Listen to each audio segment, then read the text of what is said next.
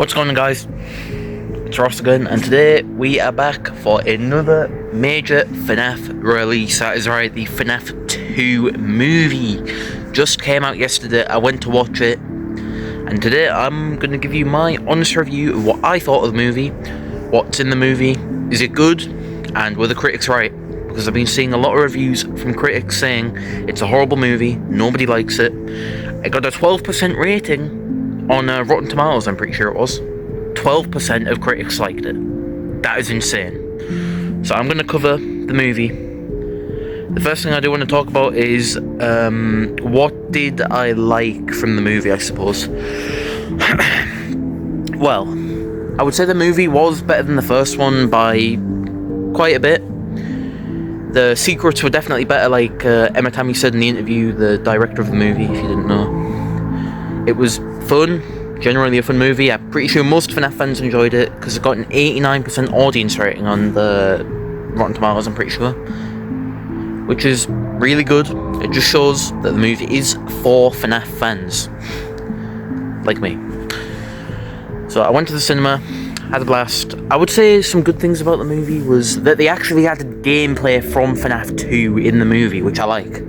We actually got to see Mike play FNAF 2 with, with the mask and mechanic Foxy as well. The mask not working on him, obviously. Yeah. We didn't get to see the music box feature with winding the music box to keep the puppet away, which is okay. It could have been in the game, but hey, we got gameplay. We got gameplay though, so it is enough.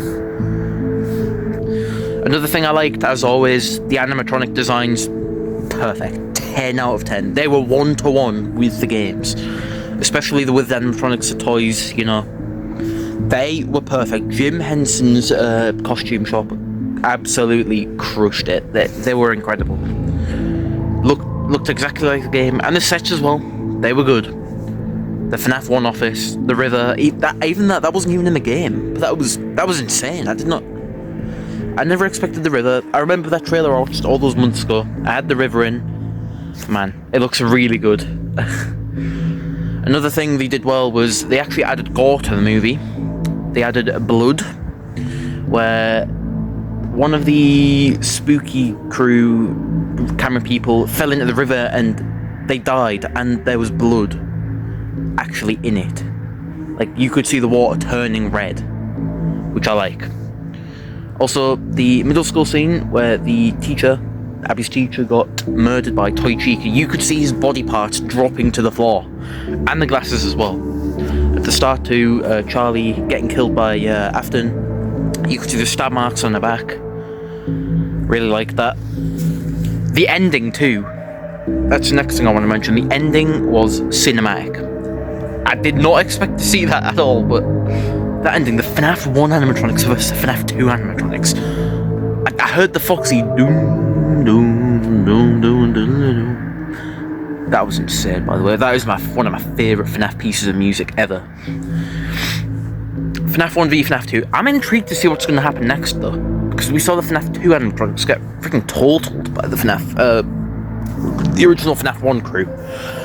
Also, that cutscene at the end, we saw Springtrap. You know what that means, come on. That means there's a FNAF 3 movie coming out. There has to be. I already know there will be. They said if the movie does well, they'll make a FNAF 3. Obviously the movie's going to do well because, it's FNAF. And FNAF does well. But overall, those are all the things I like about the movie. Overall, a huge success in my eyes. I loved it. Start to finish. The only thing that did ruin it for me, this is the downsides of the movie now. There was only one big thing that ruined it for me, and it's actually nothing to do with what's in the movie. It's actually to do with the people that reviewed the movie. The critics ruined the entire experience for me, honestly.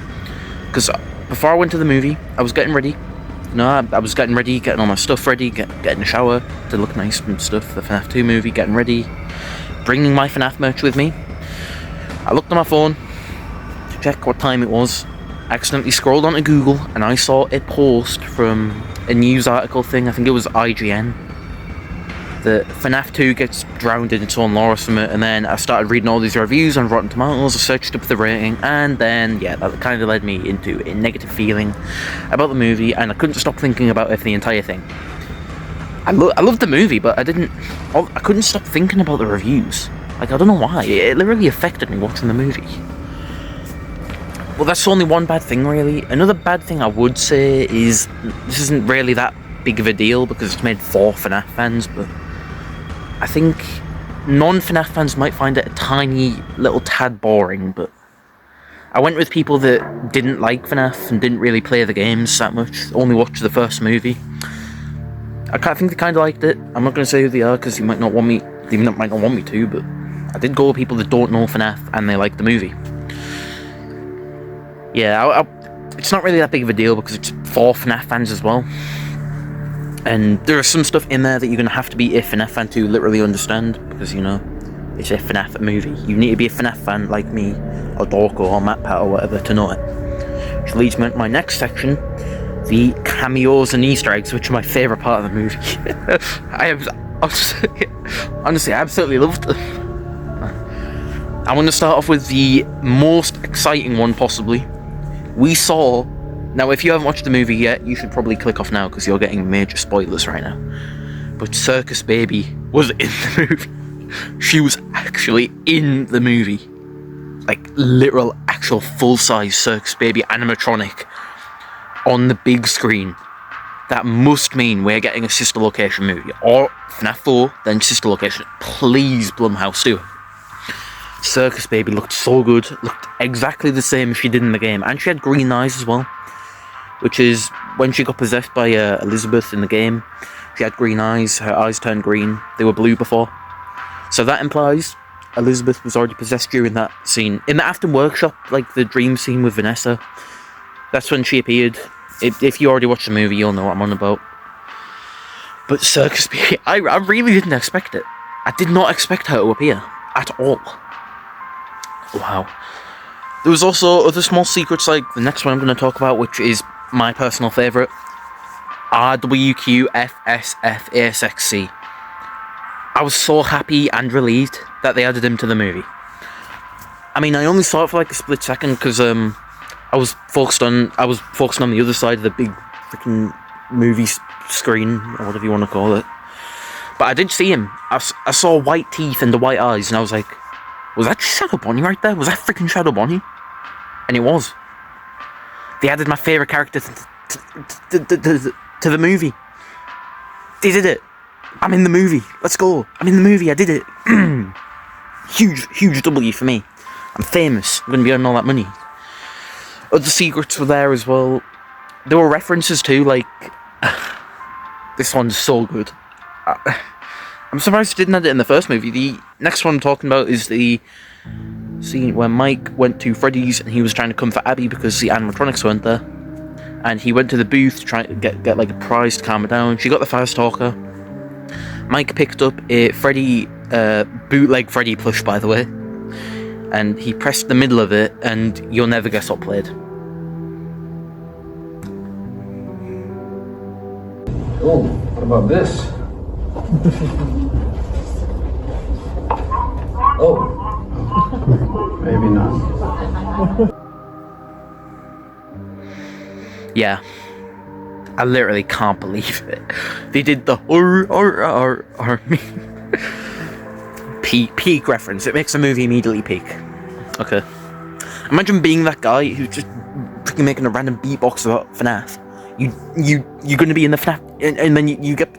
I can't even talk. Then you get put in the FNAF 2 movie. What a life that must be. You just make a random meme, nobody knows who you are, and then next minute, you're all popular, and then the next step, you're in the FNAF 2 movie. Insane. Absolutely absurd.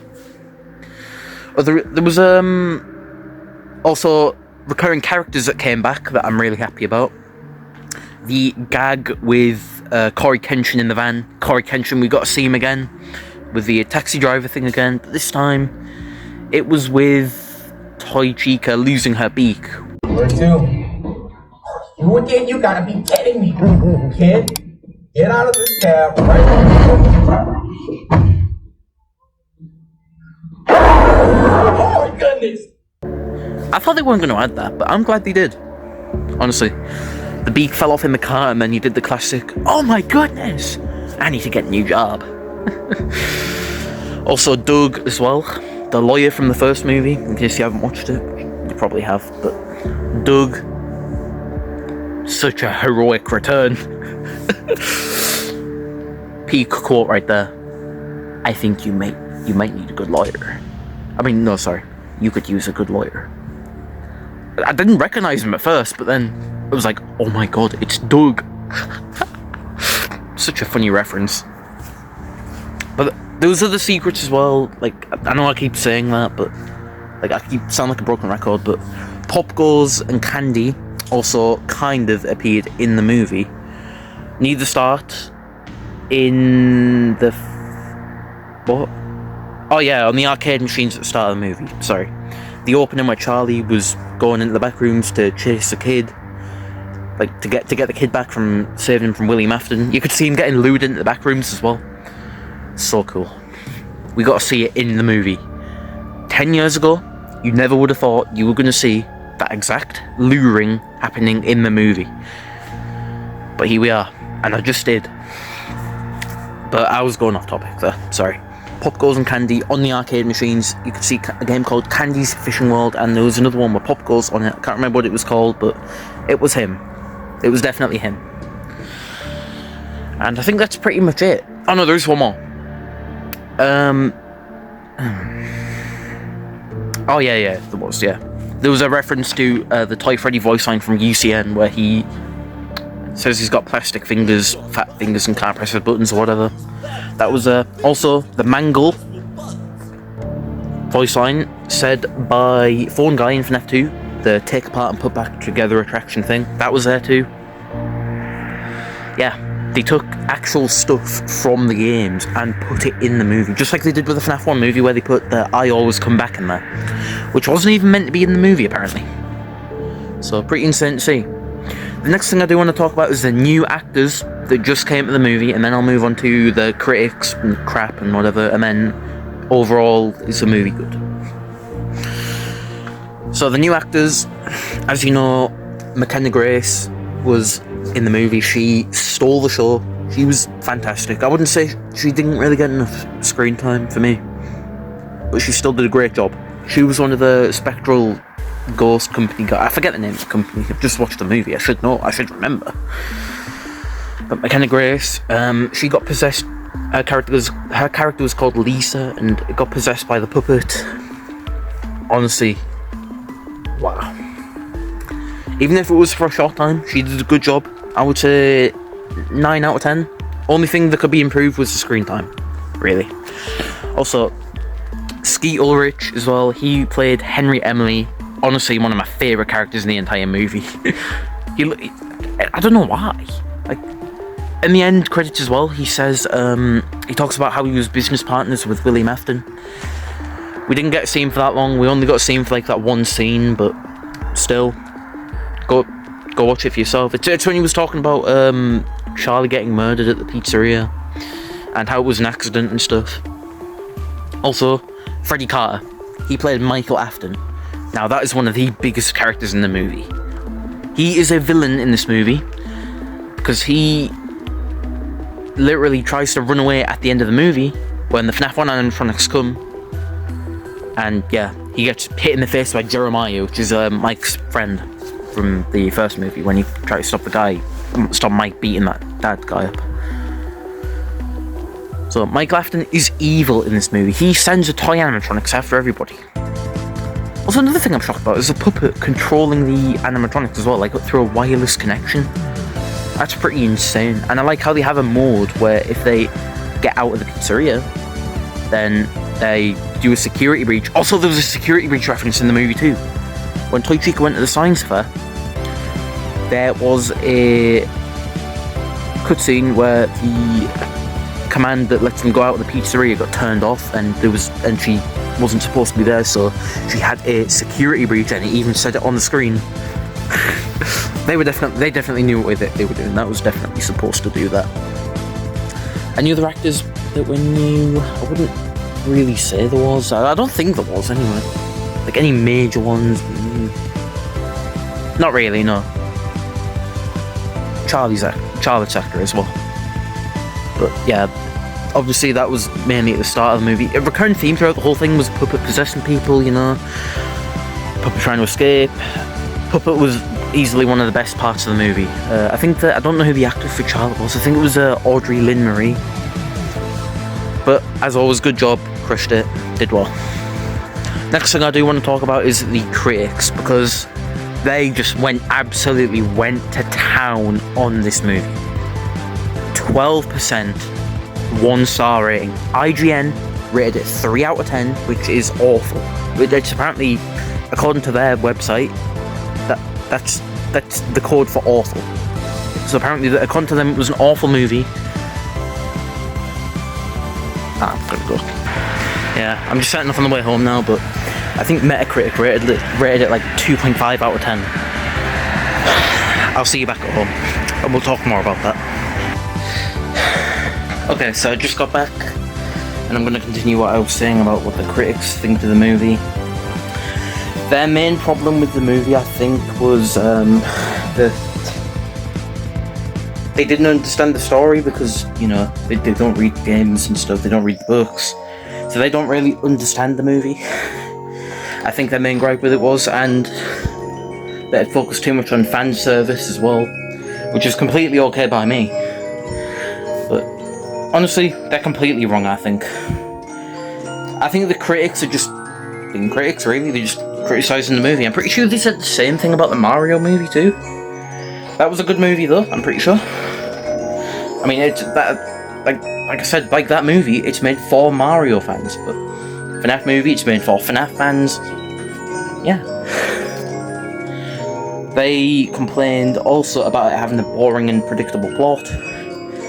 Which, nope, honestly, it was nothing like what I expected it to be. Not saying that's not a bad thing at all. I think another thing they said was it wasn't scary enough, which is stupid because it was way scarier than the last one.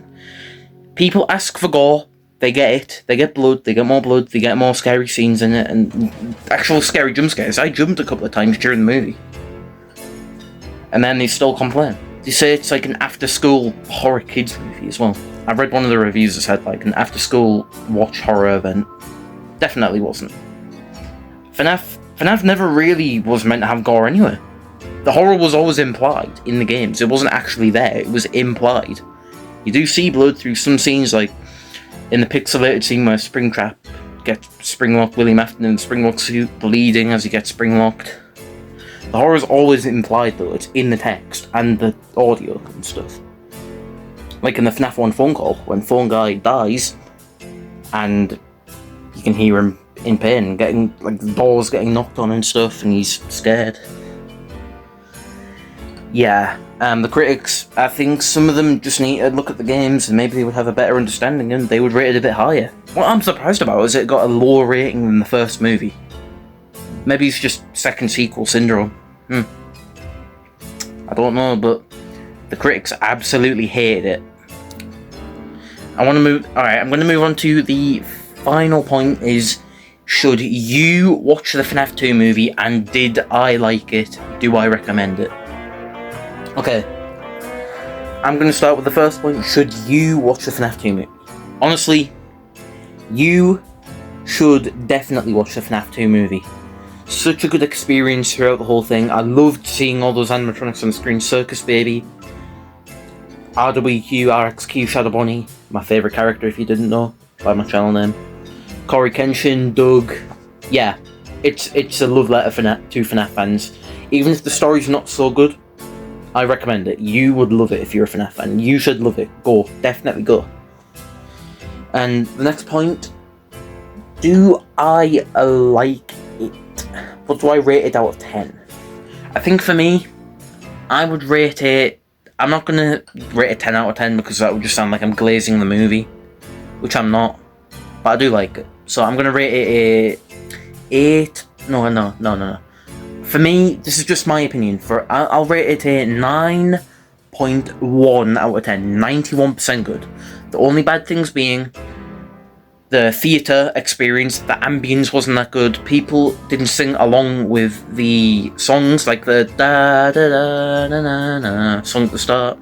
But that's nothing to do with the movie. The movie was great. And the other thing being the critics. They ruined it. The critics ruined the experience, but it was good. Oh, there's one key thing I did forget to mention. The credits theme. Did they put "It's Been So Long" in the credits? They... Oh, drum roll. They did. They put it in the credits, and nobody sang along with it. They still did it though. That's got to mean that they're going to put "Die in a Fire" in the FNAF 3 movie, which is heavily implied by that cutscene at the end. If you don't know what I'm on about, I'll quickly explain it. But you know, I'm dragging the video on too much probably. But in that scene, there was two people who went to the pizzeria to collect lots of old stuff to bring it to the thing they call the haunted house, which is obviously FNAF 3, Fazbear's Fright. And they find Springtrap laying in the dark room that the Golden Freddy child left it in from the FNAF 1 movie, where you can see he got locked in that room when he was spring-locked. And yeah, he was left in there, they found him and took him, and he was wrapped in a bag. So yeah.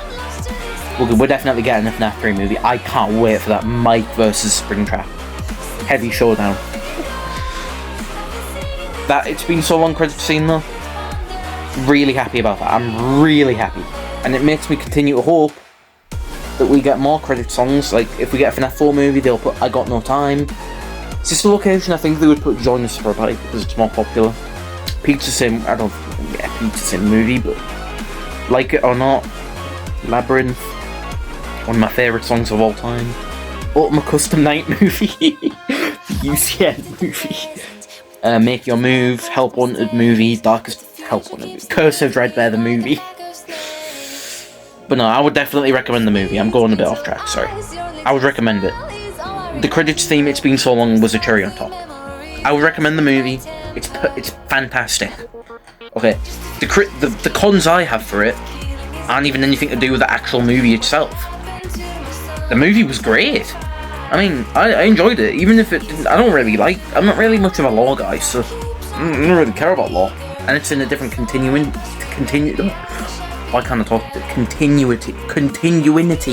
the games, so it's okay. I like the movie. I hope they make a TV series of Fazbear Fright as well.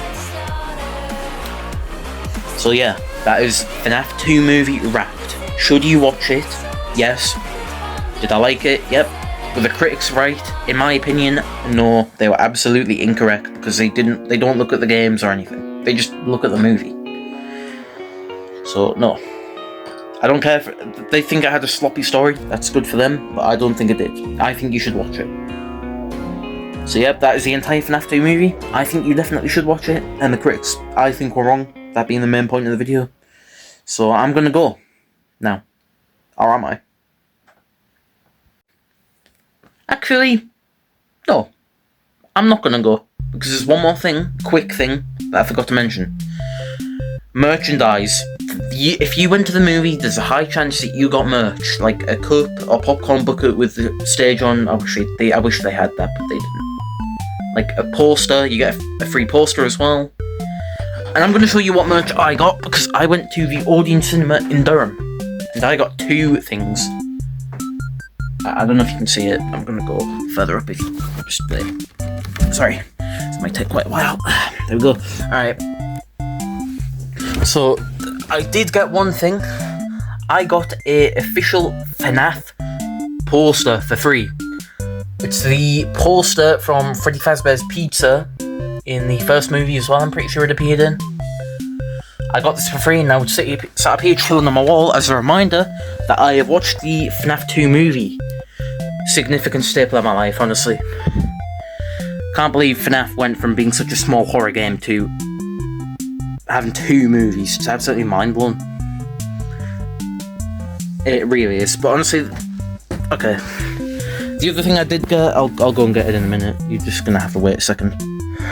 Well, okay then. Here we are. I also got a FNAF cup from the theatre. This one's paid for, you have to pay money for it. You can also pick which which topic you want to get for it. I mean, there was Toy Freddy, Toy Bonnie, Toy Chica, and Balloon Boy, who I picked. Because, you know, I had to be different. And also, I don't have much merch of Balloon Boy. The only thing I have was the Balloon Boy figure I got in the advent calendar. Oh my god, I'm out of breath from all that talking. The only Balloon Boy merch I have is the Funko advent calendar thing. That's literally a tiny figure. So it's good to have something with Balloon Boy on it, even if he is annoying, steals your batteries. Which he kind of did in the movie. The guy ran out of flashlight battery. At the same time Balloon Boy appeared, I'm pretty sure. But that is the entire video of the FNAF 2 movie review. Hopefully I'll be doing this sometime in 2027 when the FNAF 3 movie comes out. Overall, peak movie. Okay, you'll love it. I loved that movie. It was great. Even if the critics ruined my perception of the movie, I changed my... I didn't even need to change my mind, actually. I knew it was peak right from beginning to end. I don't care if the story was shabby. Like, I keep repeating that like a broken record, but I don't care. It was a good movie. Great movie. Had gameplay, had blood, had actual jump scares that made me jump. And I'm used to jump scares too. So you know that it's good. When it has jump scares that actually make you jump a little bit. So yeah, I'm going to wrap up the video now, and I will see you soon for the next video, which will hopefully be... I think I might do a security breach video. I don't know though. Maybe. I need to come back to security breach. And hopefully Blumhouse do to make a security breach movie. You know what you're doing. You're going to put "this comes from inside" at the credits as well. So I'm going to see you in the next one. Like and subscribe. See you for the FNAF 3, 4, 5, and 5 sister location. Actually no. Scratch that. You know, I want to see the FNAF World movie. Like that's ever going to happen. A FNAF World movie. Anyway, like and subscribe, and I'll see you in the next one. Enough joking about. Salute. I saw that outro from Random Encounters, by the way. Yeah, shame on me. I know.